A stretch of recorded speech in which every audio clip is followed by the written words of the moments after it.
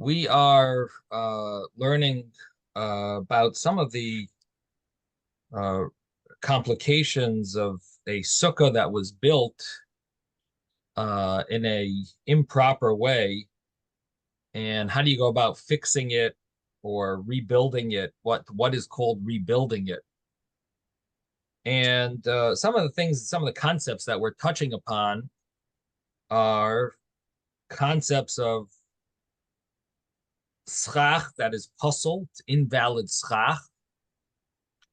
Are you allowed to sleep under invalid schach, even if your sukkah might be kosher, but there is invalid schach on your sukkah? So does it ever work that you could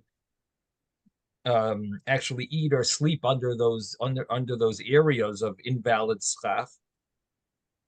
And Worse than sleeping at home?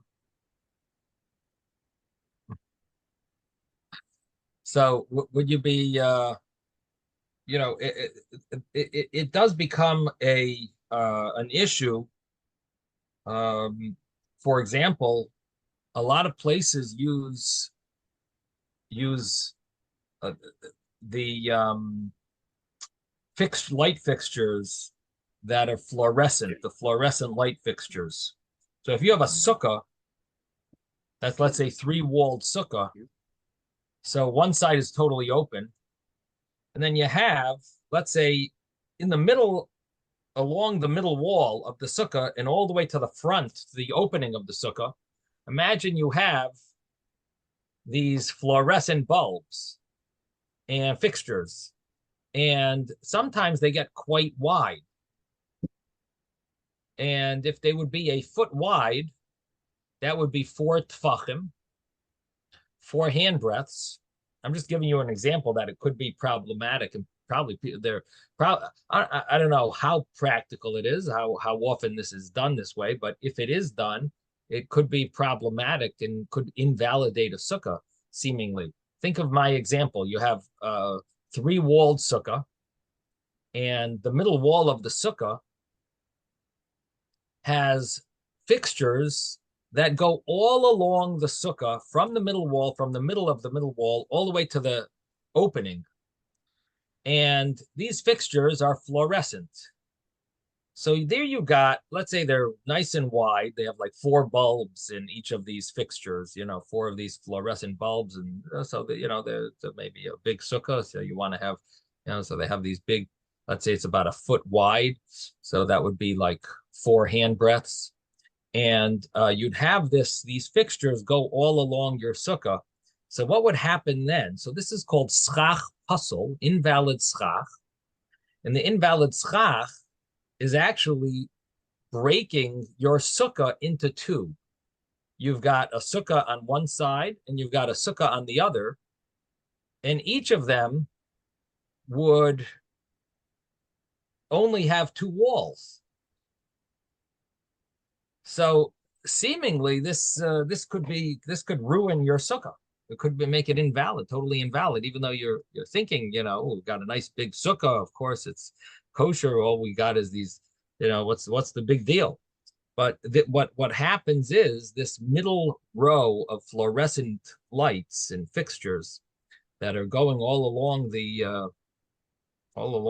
sukkah, seemingly they're breaking the sukkah into two. You have invalid schach from one side to the other, and it's 4 handbreadths. That would be problematic.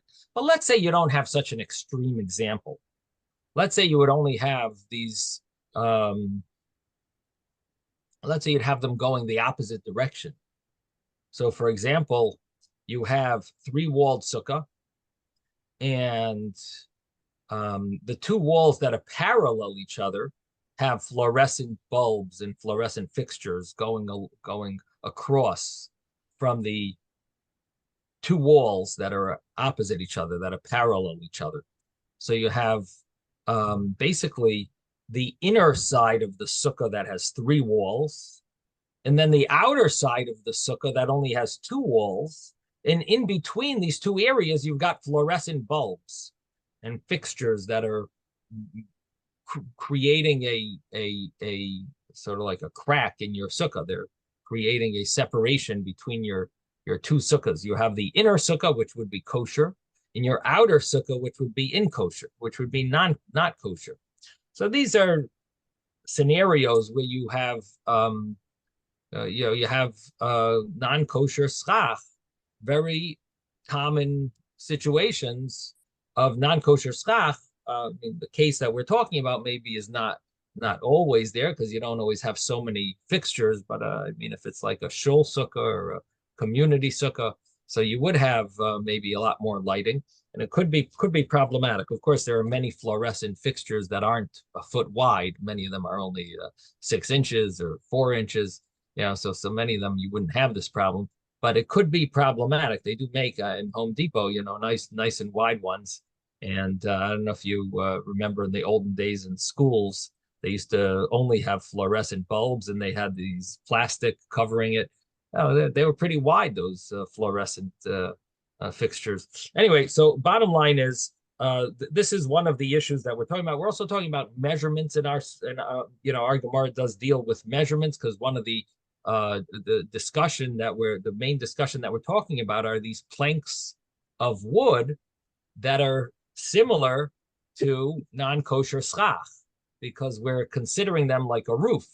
So we've got these boards that might be called non-kosher schach, surprisingly, because you would think boards are perfect for schach, but we've learned and we've come to the understanding that sometimes boards could be very similar to a roof, and the rabbis made a decree that these boards are considered like non-kosher schach. They're like the perfect schach, but because they're so similar to a roof, they're now non-kosher schach, according to the rabbis. And if the rabbis made that decree, that's the halacha, that's the law. So what happens if you have these boards on your sukkah? And the question, and Isaac brought it up yesterday, is even if we consider the sukkah kosher, would you be allowed to sleep or to eat under these boards if they're non-kosher? If we're considering them non-kosher schach, or when they are considered non-kosher schach, would they be acceptable to? Would you be allowed to eat under them? And one of the other laws that's important to mention while we're at it is that there's also laws of having no schach, empty area, which happens often because your schach, number one, as Sukkot is getting closer to ending, as the days move on, the sun beats down on your schach and it gets smaller and smaller. And a lot of times you do have empty space in your sukkah, and that empty in your schach, and that empty space depends on the measurement of it, but it could invalidate your sukkah to the extent that it's even worse than non-kosher schach. Many people would think, what do you mean? Non-kosher schach is much worse. There's just empty space. What is it? What's the big deal? And I'm supposed to see the stars, right? Many people think that, the rain's supposed to fall in. Emptiness should be okay. I mean, not the whole sukkah, but the halacha is no. Empty space is worse in a certain sense than non-kosher schach, because empty space you get up to 3 hand breaths, and your sukkah is still kosher. Non-kosher schach, you get up to 4 hand breaths, and your sukkah will still be kosher. So there's a difference in the measurement, and we're more strict with empty space than with non-kosher schach.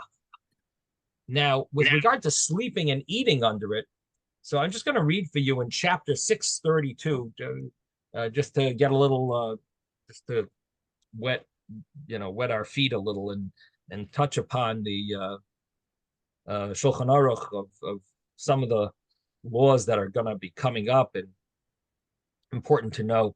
So the schach puzzle, it says, invalid schach ruins your sukkah, paisel, in the middle of your sukkah, 4 tefachim, 4 hand breaths. Less than 4 hand breaths of invalid schach. So, for example, let's say you have these fixtures and they're less Excuse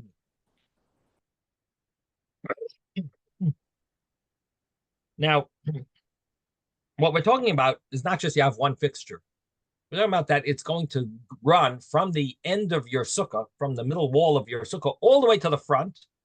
It almost like divides your sukkah in two. In the front, you don't have a wall. It's just a it's full of entranceway. That fourth wall is not a wall. It's just an entranceway. In that case, what you have here is schach puzzle, invalid schach, running along the middle of your sukkah all the way to the front. So if it's 4 handbreadths, it'll ruin your sukkah.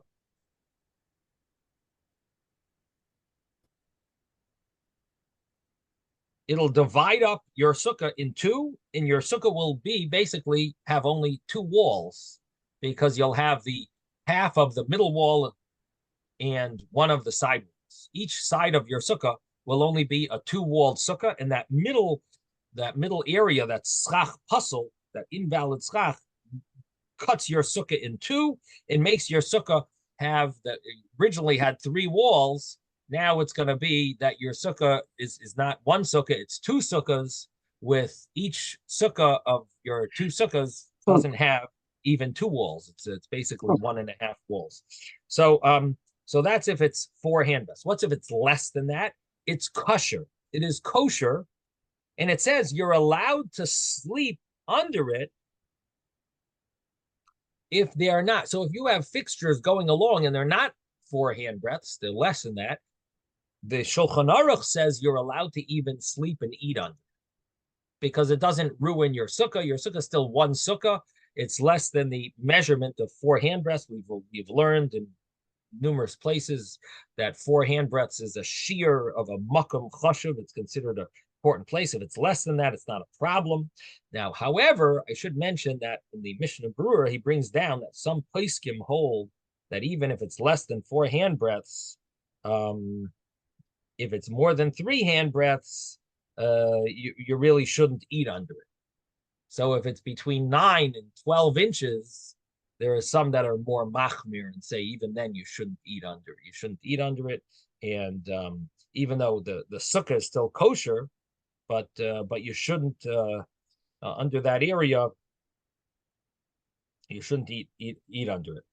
So there is such opinions, and so appropriate to be machmer. Again, the Shulchan Aruch says it goes by 4 handbreadths, but in the Mishnah Berurah, he brings down the opinion that even 3 handbreadths you shouldn't eat under it. Now,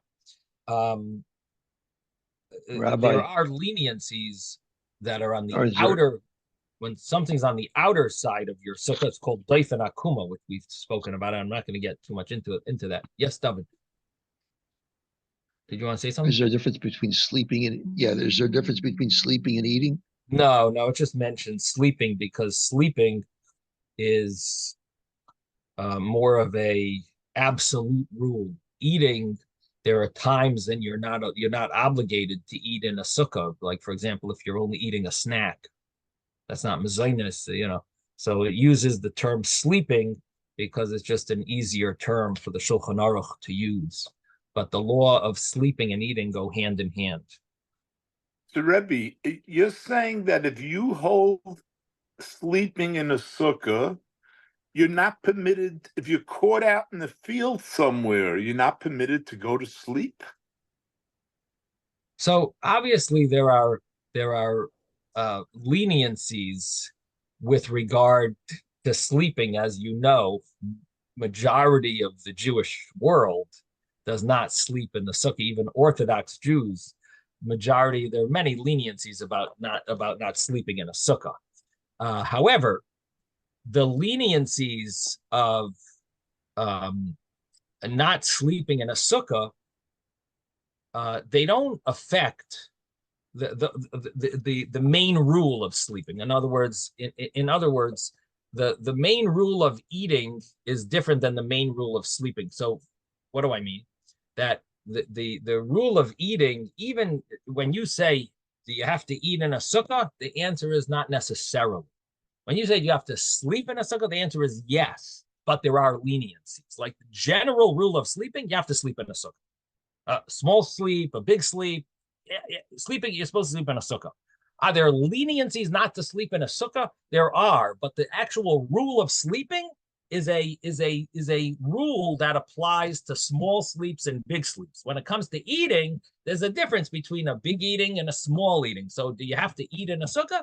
Not necessarily. You have to sleep in a sukkah? You really do. There are leniencies that I won't be able to fall asleep and I'm uncomfortable and this and that. Those are leniencies, but the actual rules of sleeping are more strict than eating. The rules of sleeping are more, there must be a better way of wording this. I don't know if my point is clear. The rules of eating are more strict than the rules of sleeping. There are leniencies, but that's not part of the rule. The official rules are more strict with sleeping. Are there leniencies? Yeah, there might even be more leniencies in heterim, but the actual rules are stricter with sleeping. The official rules. If you don't have any leniencies, the official rules of sleeping are, if you don't have the leniency of mitzta'er, of being in pain and uncomfortable, then the rules of sleeping are more strict than the rules of eating. Rabbi, does that mean the rules of the sukkah become more strict? In other words, the stringencies of how, does that make the sukkah become, how you build it, more strict because you have to sleep under those spots? Well, what you're asking, I guess, is if the sukkah, does the sukkah need to be a sukkah that you are capable of sleeping in, or could you have a sukkah that's only a sukkah capable of eating in? Since the rules of sleeping are so strict, does that mean that the sukkah needs to be a sukkah does all sukkahs need to be sukkahs that you could sleep in? And that's an interesting debate among the poskim. It's a famous Chacham Tzvi who talks about it. And there are, there definitely is a chumrah that your sukkah should be a sukkah capable of sleeping in. There is such a chumrah. I'm not saying the poskim agree with that, but there is such a chumrah. So for example, if you have a sukkah that's really in an area where you can't really sleep, and you wouldn't be, would that really be a kosher sukkah to eat in? There definitely is room to be machmir. Like for example, I have a friend he's a Pesach himself, and his father is also a rabbi, a rav. He told his son, he says, you build your sukkah in front of your house with lattice. He says, the people can see right in. I do not want to go to your house. I visit you all the time, but I'm not coming on Sukkot. He lives in a different state. He says, I don't, because I want to be in a sukkah that I could sleep in. And I don't believe that your sukkah is called a sukkah that you could sleep in, because it's built with lattice walls where anyone can look in. And it wouldn't be an area comfortable sleeping to sleep in an area where you're just, easily visible. It's not, so that was, now my friend who's a Pesach himself, he's obviously not as machmer, or, there is some, I guess there's some leeway over there. Because is that true? Are you really that uncomfortable sleeping in a sukkah made out of lattice in the front of your house? In other words, the case was that it's in the front of the house. If it would be in the back of the house made with lattice, my friend's father would come and stay there and eat in that sukkah on Sukkot. I'll buy him a pair of pajamas. Well, whatever. Even with pajamas, some people are more uncomfortable than others and feel that it's inappropriate, that they wouldn't be comfortable sleeping in such a sukkah. It's not, but I guess it's not an absolute rule. It's subject to your what your level of modesty is, I guess. This was the praise of Bilam. Right. Matovu, that you didn't have to look inside people's bedrooms when they were sleeping. Right. But at the same time, there's more things that are being done in your house than just the fact that you're sleeping in your sukkah. You know what I mean? Like, not necessarily do you have to change in your sukkah. You could change in your house and sleep in your sukkah. So so it's not as necessarily fall into the same rules of Matoivu Halecha Yaakov, how great are your tents, Jacob, and that you you can't have such a sukkah in the front of your house and say that it's not kosher to eat in. And even that itself is questionable. Does the sukkah really, can you have an eating sukkah that's not a sleeping sukkah? It's not really fit for, it's not really appropriate to sleep in with that, because that's a subject of a debate. And then within that debate, or beyond that debate, is the next question of what is a sukkah that's not capable of sleeping in? You know what I mean? How far do you take that? Because according to halacha, a 7 handbreadth sukkah is a kosher sukkah. How good is your sleep going to be in a 7 handbreadth sukkah? 7 by 7 handbreadths. I mean, just think about that. 21 inches. Your sleep is not, it's not such a perfect, it's definitely not a good sleep in a 21 by 21 inch sukkah, which would be like those pop-up sukkahs, those, you just throw it up, and it's like a phone booth. Can you really sleep in such a thing? Anyway, so that's that is a topic of discussion. Okay, so getting back to the Shulchan Aruch here. I once had a Rav who said, "It's easy. I just have to give shear in here, and you'll go to sleep." Uh-huh. Right.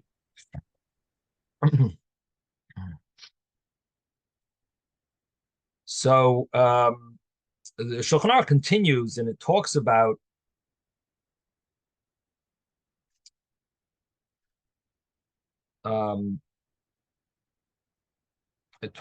when you have empty space in your sukkah, and the measurement that I mentioned earlier was 3 handbreadths. So if you have this empty airspace in between your schach, in like an area of emptiness in your schach, so the simple case that the Shulchan Aruch is talking about is a case where you've got similar to my example with the fluorescent fixtures, is you have just in the middle of your sukkah, you've just got an area of 9 inches of empty space, 9-inch width of empty space going from the back wall of your sukkah all the way to the front entrance, which is not a full wall. Let's say it's just a open wall, open entrance. You complained about the fluorescents, so they took them all out. Yeah, exactly. You complained about the fluorescent, and guess what? Now it's even worse, because empty space, you only have 9 inches. Right. The fluorescent, at least the Shulchan Aruch holds, and everyone holds a sukkah is kosher as long as it's not 12 inches. But here you got the law of empty space is, if it's 9 inches, everyone agrees that is going to make it's going to invalidate your sukkah. Again, it's going from the back wall all the way to the front. It's cutting your sukkah in half, and it's empty space, and empty space makes a big problem. Now, let's talk about for a second, what about on the sides of your sukkah? So we mentioned that there is a law of doifen akuma, where you could have non-kosher schach, like a hangover from your house, the overhang from your roof can go over the area of your sukkah that's on the sides, and it's normally not a problem because you have up to 4 cubits that will. We use this law called doifen akuma. The wall is considered a bent wall, that you could have up to 4 cubits of non-kosher schach on the side of your sukkah, and that would be considered still a kosher sukkah, because beyond that, like the middle area of your sukkah has all the walls around it, because they're just bent walls. It's like a wall and then a bent wall on the top with that non-kosher schach, and then the middle has kosher schach, and you'll be in a kosher sukkah as long as it's 21 inches, 7 handbreadths by 7 handbreadths in the middle of kosher schach. So then we can use the non-kosher schach on the side of your sukkah, that it'll be considered like a wall. Now, what about if that's empty space? Do you also have 4 cubits? No, because you can't call that a bent wall.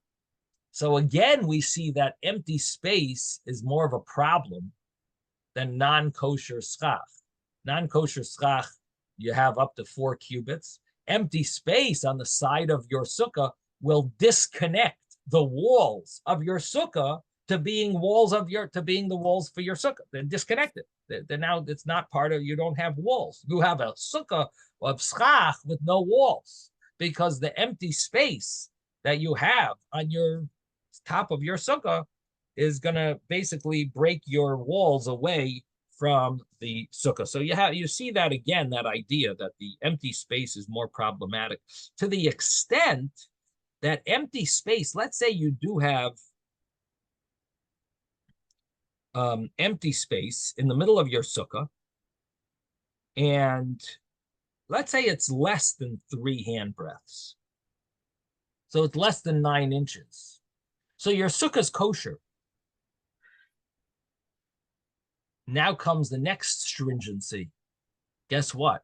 You're not allowed to sleep. Your sukkah's kosher, but you can't sleep under it. So let's say you have that line in the middle of your sukkah. You can't eat under it. Same thing. You have that line, that area in the middle of your sukkah from the back wall all the way to the front wall, and all the way to the entrance, I should say. And it's, let's say it's not 9 inches, it's 8 inches. So the sukkah's kosher, but it's 8 inches. So you can't really stand in that area and eat. You're in yeshenim tachtov. And it's more strict than when we spoke about having non-kosher schach less than 12 inches, which we said the Shulchan Aruch holds, you're allowed to sleep under it and you can eat under it. There was a chumrah, and the Mishnah Brewer brought another opinion, but the official opinion of Shulchan Aruch's view is you can, non-kosher schach, it's not 12 inches, it's less than 12 inches, you can sit and eat under it or sleep under it. But non-kosher schach, the non-kosher empty space, that the sukkah is still kosher, it's not 9 handbreadths, it's less than 9 inches, less than 9 inches. So the sukkah is kosher, but you cannot eat or sleep under it. And now, when does this apply? So of course, this is when it's going all along your whole sukkah, and it's a substantial area, or it's enough that your body and your majority of the body could dwell in that area. But otherwise, empty spaces in schach is not a problem. So in other words, don't get too nervous about an empty space.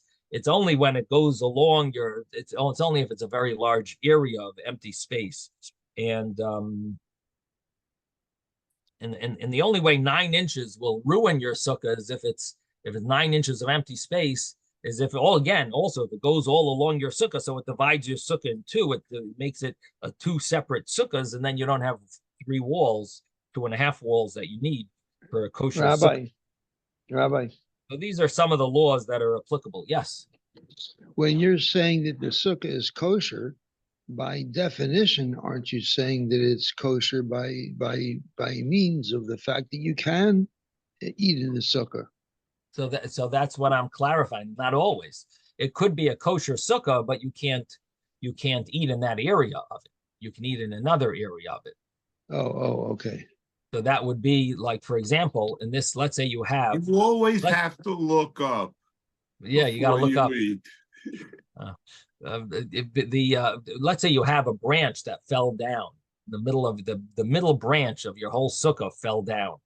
So now you've got an empty space of 8 inches.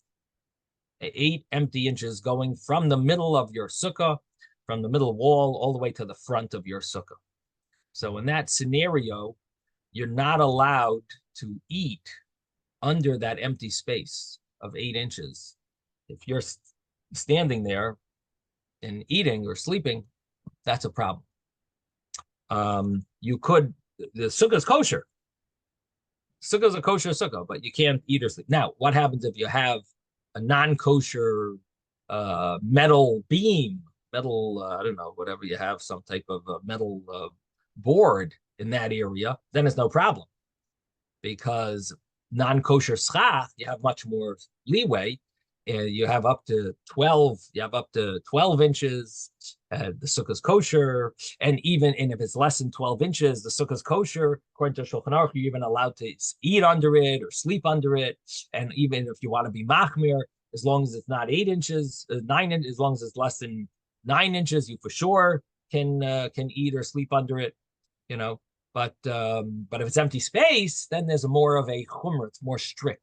Empty space is more strict. So again, these are some of the laws that are important to know about non-kosher schach in the middle of your sukkah, and in eating under that non-kosher schach, is it allowed or is it not allowed?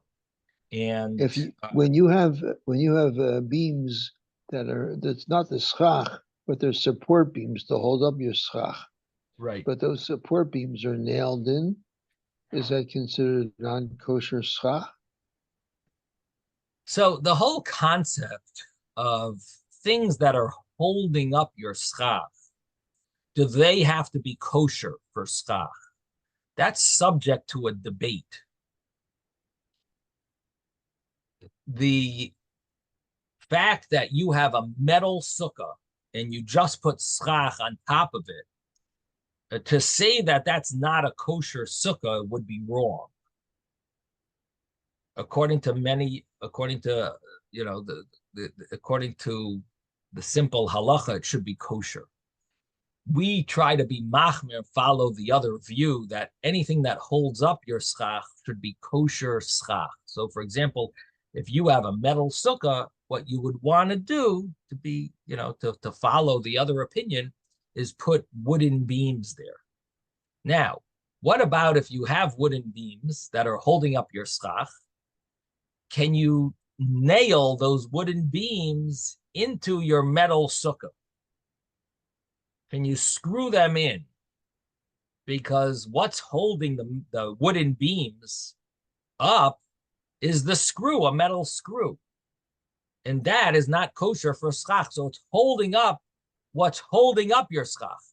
Do you have to go that far and say, is that a problem? Can I have something that's holding the holders of the schach? Does that also have to be kosher for schach? So there is one opinion that says, yeah, you even got to take it that far, the Chazon Ish. But the common halacha doesn't seem to follow that. That's called maimid de maimid. That's a very extreme, radical opinion that the thing that holds up the holder, the beams that hold up the schach, even that has to be kosher. That's a extreme view. I don't believe people are machmir or strict to follow that view. But to put wooden beams across your sukkah, that's a metal sukkah, that's a common thing to do, to be machmir, that you would put that on top of, but not that it's not kosher otherwise, but many people are strict. They want to follow just in case, follow that other view that you should have everything on wood. So does that answer your question, David? I'm talking about the whole sukkah is wood. It's not metal. The sukkah is wood. Right. But and there are these metal brackets that the guy put up who built the sukkah, and when he put the beams across, I told him to lay the beams across the top of the sukkah to hold up the schach, and he nailed those beams into this holder that's attached to the wooden sukkah. So again, it would be the same thing. What's holding up your schach? It sounds like wood that's attached to your sukkah with a metal screw. With nails. Yeah. Right? So what's holding up your schach is wood, and what's holding up those woods is nails. Right. So that's called a maimid de maimid. That's called the holder of the holder, is non-kosher schach. And if you want to be extra extreme and follow the Chazon Ish, which most Hasidim don't follow, if you wanted to follow him, then yeah, you would take out those nails and use wood that's not attached. You'd somehow. But I don't believe that it's the common that most people follow that. I don't think it's that's accepted. I don't think that's the accepted view. So as far as I understand, it's 100% kosher, your sukkah. And I would be comfortable to eat there and sleep there. Okay, so let's go back to the Gemara. So we're on page 15a, and let's go over what we learned yesterday. Are you looking for an invitation? Page 15a, the top, the new Mishnah. So we just started it. Let's go over it. A tikra, a roof that does not have any plaster or clay or any ma'aziva, which is some type of a substance that they used to put on top of their houses. And you have this roof that you didn't put anything on it. And you said, let me use this room as a sukkah. And so you have this tikra. The thing is, it was made as part of your house. It has a roof, but it was never smeared with any material, any substance. And you want to use it for your sukkah. The Mishnah says, Rabbi Yehuda says that there's an argument, Beis Shammai, Beis Hillel here. Beis Shammai says that you need to do two things. Number one, you got to detach the roof. And some commentaries say it means you have to remove the nails. Others say it means you remove it, pick it up, and wave it. Wave the wood, move the wood around. And so you detach your roof. And you also need to remove one of the beams. In between every other beam, you got to remove and instead put kosher schach in its place. So that's the opinion of Beis Shammai. Beis Hillel says you don't have to do both of these things. You choose. You either remove all of the roof and put it back down, or you could do the other option is leave the roof, but just remove every other beam. So the first opinion, Beis Shammai, say you got to do both of these things. You got to detach everything, and then you remove every other beam. Beis Hillel says no. It's you can choose one of these two options. You remove the whole roof and then put it back down, or you remove every other beam, but leave the in-between beams. You could leave there. You don't have to detach them. You leave them, and you just remove the in between every other. You remove every other beam, and you put kosher schach in that place, and that would be kosher. This is Rabbi Yehuda's view, and again, what comes up here, and what most of you are probably thinking is, how big are these beams? Because we've learned many halachas about beams that are similar to roofs. And we learned that definitely if they are 4 handbreadths beams, they're very similar to the roofing material. Because in the olden days, what did they use for roofs? They used 4 handbreadth types of planks of wood for their roofs. And so if you have that, if you want to use that for your sukkah, there definitely were opinions that said that it's not valid. So how do we reconcile that with what we're saying now in the Mishnah? The Mishnah we're saying, oh, take it off and put it back down. You know, we got Rabbi Yehuda and the Beis Hillel. The way Rabbi Yehuda explains Beis Hillel, you just, okay, you got 4 handbreadth planks of wood, and they're on they were part of your roof. You took them off, you put them back down, kosher sukkah. Kosher? What do you mean kosher? We just learned that if they're 4 handbreadths, they're very similar to a roof, and the rabbis made a decree you're not allowed to use roofing material for your sukkah. You can't use these sizes. Smaller ones, okay, but this size is definitely a problem. Well, not definitely, at least according to some opinions. So we got to remember who are those opinions. So the way Rav explained earlier, previous page in the Mishnah, previous Mishnah, was that the opinion of Reb Meir is that it's a problem, anything that's similar to a roof. Reb Yehuda holds that it's not a problem. There's no issue because the rabbis never made such a decree. So we're explaining Reb Yehuda here, and we're saying that it's no problem to have detach these planks of wood from your roof and put them back down. What's the problem? They come from the ground? They come from the ground. Are they kosher schach? Yeah. Are they similar to a roof? Rabbi Yehuda says there's no decree that anything similar to a roof you can't use. That's fine. You could use it. So according to Rabbi Yehuda, this is no problem. Now, that was one way of learning the Mishnah previously. There was another way, and that was Shmuel's way. And Shmuel's way was anything bigger than 4. Everyone agrees is prohibited. Even Rabbi Yehuda agrees. So how is Shmuel going to learn our Mishnah? So we're going to see in the Gemara that the Gemara is going to try to figure that out, because it doesn't seem understandable how you could use such planks of wood for your sukkah if they are 4 handbreadths, if they are actually 4 handbreadths. That would seem to be very problematic to use these for your sukkah. Everyone, even Rabbi Yehuda, agrees that it's a gzeiras tikra. There is a decree that you can't use such things for your roof, for your schach, for your sukkah. So that what the Gemara is going to explain, and so I guess we'll just wait for the Gemara and keep you in suspense a little.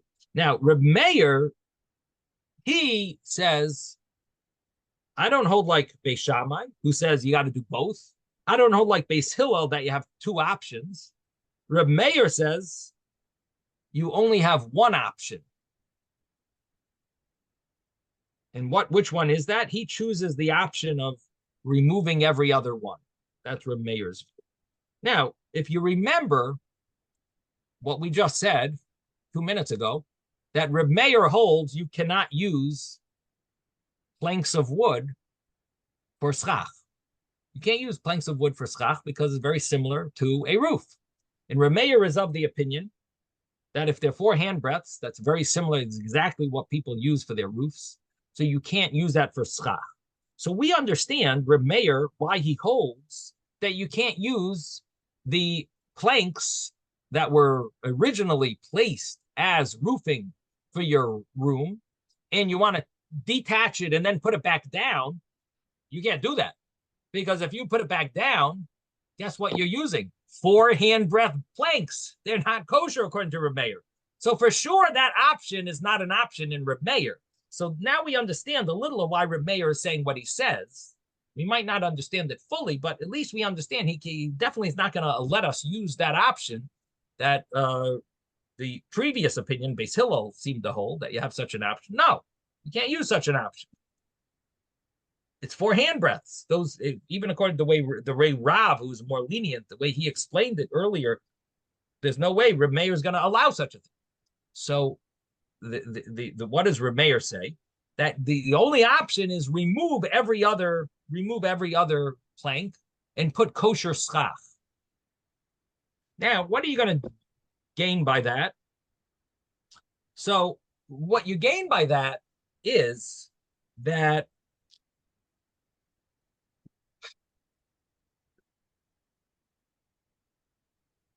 if we remember what we learned in Shulchan Aruch a little earlier, when you remove every other beam, so think about, you got 2 sides of your sukkah.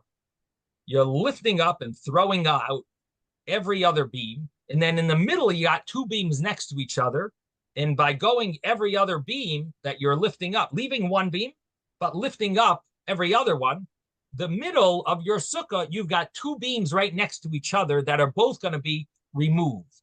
So what you have now are 2 beams that are 4 handbreadths. They're 4 handbreadths wide. You've now removed them, and you now have kosher schach in the middle of your sukkah, 8 handbreadths wide. A kosher sukkah is 7 handbreadths, and now you've got 8 handbreadths because you just removed 2 beams.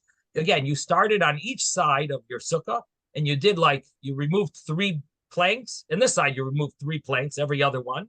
And in the middle, you ended up having 2 next to each other. Because since you started on both sides of your sukkah, you ended up, the final plank that you removed was actually next to a plank on the other side of your sukkah. So therefore, you end up having enough space of kosher schach that everything that's on the sides don't need to be kosher, because we look at the walls of your sukkah as doifen akuma. It is a wall. It is like part of the wall. We look at the whole side of your sukkah as part of the wall, and therefore you wouldn't be allowed to dwell under it. It's part of the wall of your sukkah, but the middle of your sukkah is going to be kosher. And so that's the simple way of Reb Meir using this type of this room for a kosher sukkah. What's the main leniency that he's using is the fact that the middle of your sukkah is going to be a kosher sukkah. The thing about Reb Meir, and something that we mentioned yesterday, is that there is another opinion that we mentioned. It's a little confusing. The other opinion holds, which is a few pages later on. I mentioned it yesterday, that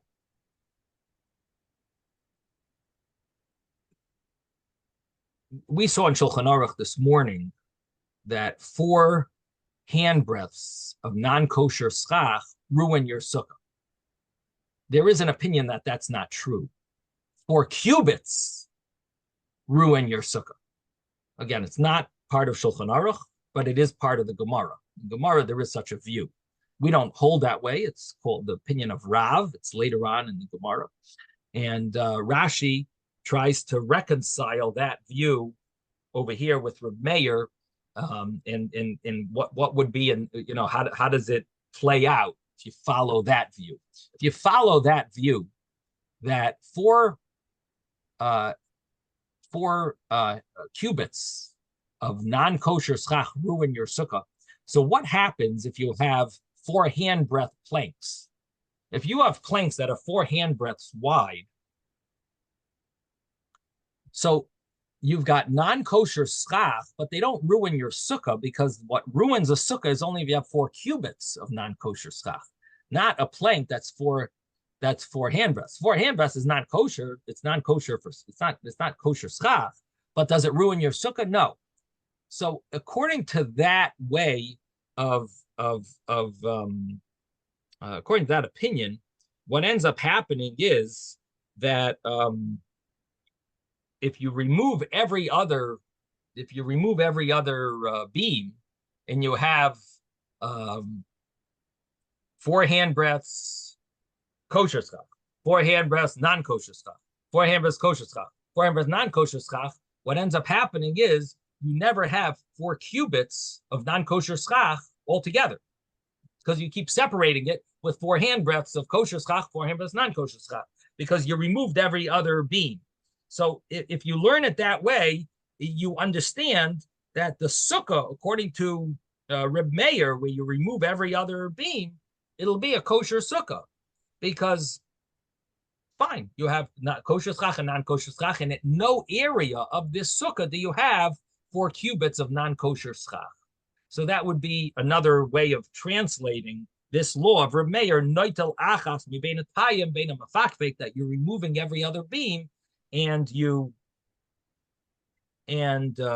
it's not going to invalidate your sukkah.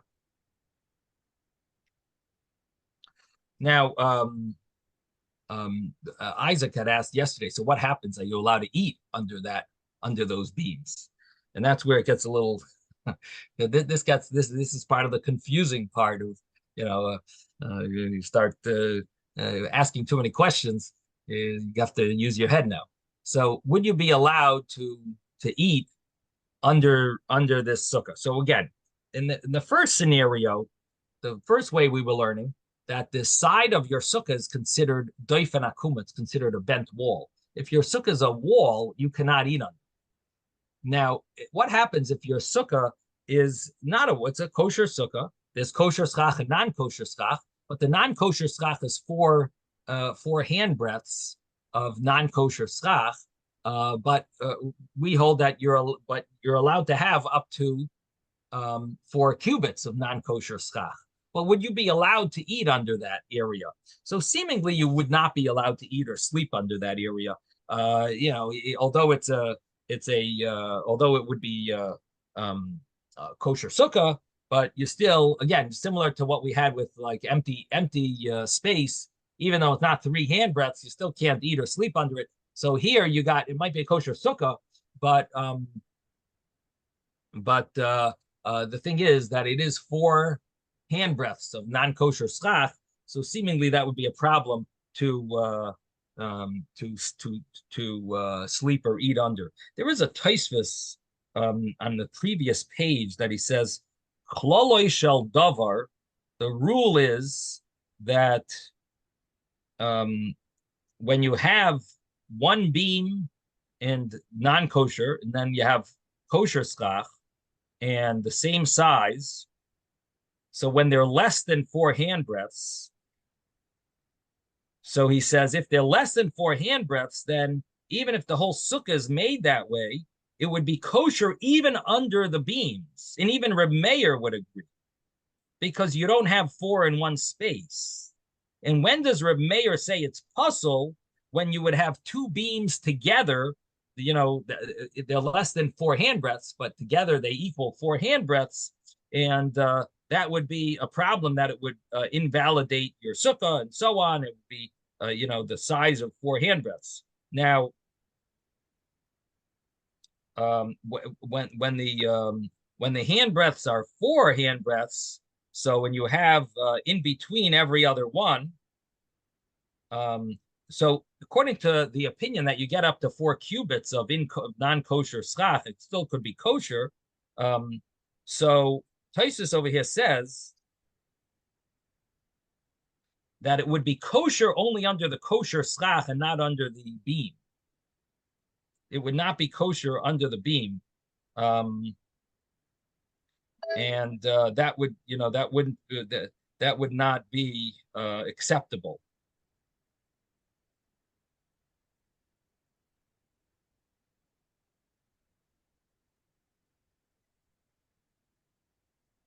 So anyway, this sort of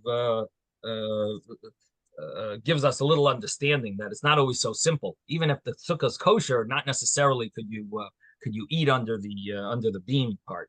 Okay, now we've just learned the Mishnah, and then the Gemara yesterday we started and we mentioned that Beis Hillel, Gemara explains the reason of Beis Hillel. The Gemara says that the problem with this sukkah is that you basically have some type of a porch that has a roof on it, and it wasn't meant for a sukkah when it was built, and it wasn't meant for shade. It was meant to dwell. It was meant for regular dwelling, and now you want to use it for a sukkah. So we said you have the 2 options in Beis Hillel. You could either remove the whole thing or remove every other beam and put kosher schach there. So you have those 2 options. And so what is Beis Hillel's reason why it's going to be kosher now? And the answer was because the problem was it was built in a wrong way. You got to rebuild it. You have to rebuild it in a kosher way. Sukkah has to be built kosher. So you have these 2 ways of rebuilding it. If you remove the whole thing and then put them on, that's rebuilding it. If you remove every other one, that's also considered a maisa. You did an action that will make it considered like you're putting on kosher schach every other one. You've done enough of an action to be considered like rebuilding the sukkah. That's the understanding of Beis Hillel. Now, what about Beis Shammai? Why do you need both? So the Gemara said, you know why you need both? Because you're learning it wrong. You don't really need both. What the Beis Shammai is really saying is that removing the whole thing and putting them back down doesn't work. You need to remove every other one. That's what you need to do. And that's the only thing that will work in order to rebuild your sukkah. Just removing them and putting them back there, it's not going to help. And the reason is that Beis Shammai is concerned not only that it's similar, not only is it a problem that it was built in the wrong way, and it's a problem of pasev leimina osi, that you have to build it right. Not only is that a problem, but another problem is the fact that these beams are 4 handbreadth beams that Beis Shammai says I can't use those beams. I can only use beams that are less. Beis Hillel holds no problem. They're similar to a house. I don't care if they're similar to a roof of a house. But Beis Shammai says I can't have beams that are similar to a roof of a house because we make a decree. So Beis Shammai says I can't do that option of taking them all off and putting them back down. There's still beams that are 4 handbreadths. 4 handbreadth beams are not kosher. They're very similar to it's called Zeras Tikra. There's a decree of the Tikra of the. So therefore, you know what you got to do? Remove every other one, put kosher schach there, and ultimately this will be a kosher sukkah. So this is the opinion of Beis Shammai. Now the Gemara asks, and this is where we're up to.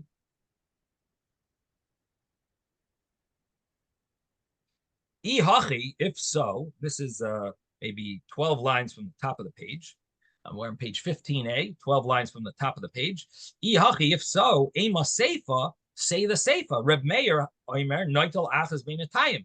Reb Meir says that you can only do the option of taking one every other one, and it's not good enough to disconnect the roof and put it back down. You got to remove every other one and put kosher schach in its place. Every other plank has to be removed, put kosher schach in its place, and then it'll be a kosher sukkah.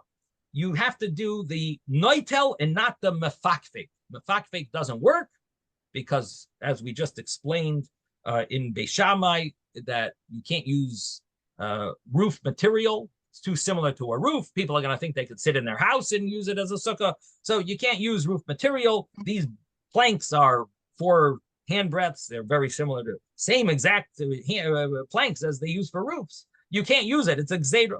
So therefore, you got to do the noitel, not the mafakfek. You have to take out every other one, and that's what you got to do. Now, that's Reb Meir's opinion. So the Gemara says, if you want to learn Beis Shammai in the same, the way you just explained it, that's the same as Reb Meir. So how does our Mishnah make it like they're 2 separate opinions?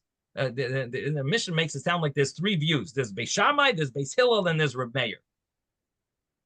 According to the way you're explaining it, Beis Shammai and Reb Meir is the same thing. So Reb Meir, Hainu Beis Shammai, the Gemara says, Reb Meir and Beis Shammai basically the same. So the Gemara explains, no, you didn't understand the Mishnah well. It's not that they can't be, these 2 opinions can't hold the same thing. They actually do hold the same thing. The Mishnah, the way the Mishnah worded itself was that Reb Yehuda holds there's an argument here, and Reb Meir says that it's not an argument. Everyone agrees with that view that you claim Beis Shammai holds. Everyone agrees with it. That's the way to read the Mishnah. Now let's read it inside. Hachi kamar lo nechluku Beis Shammai u Beis Hillel, whatever is that. What the Mishnah meant, this is what he meant to say, was that Beis Shammai and Beis Hillel don't argue, Reb Meir says. They both agree. Reb Meir is explaining that what you said, Beis Shammai and Beis Hillel argue about, I hold that everyone agrees, that even Beis Hillel agrees that it's one that there's only one way to do things, and my way or the highway. It's only the option of noitel achas mibenatayim. You can only do that option. You cannot get away with the mafakfik. So the Gemara says, my komash malon. What is this Mishnah then telling us? If you think about it, let's think about what the chidush of the Mishnah is. What is the innovation of this Mishnah? The innovation of this Mishnah is basically telling us that if you have beams that are 4 handbreadths and they were built as a house, Reb Yehuda basically says that the beams are not a problem, but the way it was built is a problem. So you got to remove them and put them back on. You know, or if you really want, you could remove every other one and put other schach on. You know, so Reb Yehuda is simply telling us that I do not hold of any decree that you can't use planks of wood that are similar to roofing material, similar to what you use for your roof. I don't hold of any decree about that. You're allowed to use such things as a schach for your sukkah. The only issue could be if you built it as a roof, that's a problem. Because if you built it as a roof, you built it for purposes of dwelling and purposes of a house, purposes of storage. you did not build it as purposes of shade, and it's supposed to be built like a hut. A sukkah has to be built as a hut for shade, not for housing. And if you built it for housing, you got to just fix it. So Rabbi Yehuda is basically not telling us much. He's only telling us, I don't hold of a gezerah, of a decree of the roof. And Reb Meir is saying, no, you can't use these planks for your sukkah because there's a decree. You can't use anything similar to a roofing material. And therefore, you got to remove every other one and put on kosher schach. So what comes out from this, if you now that we've thought about the Mishnah, what comes out from this is that the whole argument, Reb Meir and Reb Yehuda, is there a gezerah, a decree that you can't use planks that are used for roofing for your sukkah, or can you use it? Is there a decree or is there no decree? Guess what? That same exact argument we already had on page 14. We're on page 15 now. Page 14, the Mishnah actually said a very similar thing. It said, Mesachachin ben Asarim, Divrei Rabbi Yehuda, Remer Eiser. In 5 words, the Mishnah said the same exact thing that our Mishnah is saying. Mishnah said, you can use beams, which simple understanding would be that they're 4 handbreadth beams. Can you use these boards, 4 handbreadth boards? Can you use them? Rabbi Yehuda says yes. Rabbi Meir says no. So we already have a Mishnah that basically says everything that our Mishnah says. It's nice that our Mishnah gave this story and case of you made it into a roof and you want to now kosher it, but it basically is not telling us anything that the previous Mishnah didn't tell us. So the Gemara is going to have to come up with an answer to what our Mishnah is adding to the argument that we have on page 14, which seemingly is saying the same exact thing. We're going to stop here. Sei gesund, everyone. Have a wonderful day. Thank you, Rabbi.